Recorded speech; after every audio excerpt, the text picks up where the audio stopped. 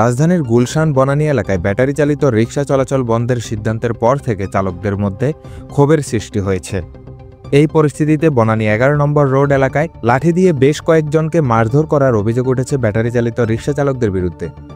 Battery চালিত রিকশা চালানোর দাবিতে তাদের এই আন্দোলন বেশ কয়েকদিন ধরেই চলছে। সোমবার আন্দোলন চলাকালে যারা ছবি ভিডিও ধারণ করেন তাদের উপর হামলা চালান চালকরা, এমনকি তাদের হাত থেকে রক্ষা পাচ্ছে না সাধারণ বাইকাররা। বনানী থানা পুলিশ সূত্রে জানা যায়, গুলশান সোসাইটির নিবন্ধিত রিকশাগুলো গুলশান এলাকার যাত্রী পরিবহন করে থাকে। সম্প্রতি গুলশান এলাকায় ছিনতাই, চাঁদাবাজি ও যানজট বেড়ে গেছে, কারণ অনিবন্ধিত রিকশার চলাচল বেড়েছে। এজন্য নিবন্ধিত রিকশা ছাড়া ব্যাটারি চালিত রিকশা চলাচল বন্ধ করে দেওয়া হয়। কিন্তু সোসাইটির এই সিদ্ধান্ত মেনে নেয়নি রিকশা চালকরা। তারা গত কয়েকদিন ধরে গুলশানের বিভিন্ন এলাকায় রিকশা চালানোর দাবিতে আন্দোলন করে আসছেন। খোঁজ নিয়ে জানা যায়, অটোরিকশা চালকরা গুলশান বনানীর বিভিন্ন সড়কে ও আশপাশের প্রধান সড়কে অবস্থান নেন। কয়েকটি স্থানে প্যাডেল চালিত রিকশা ও মোটরসাইকেল চালকদের মারধরের ঘটনা ঘটে বলে জানা গেছে।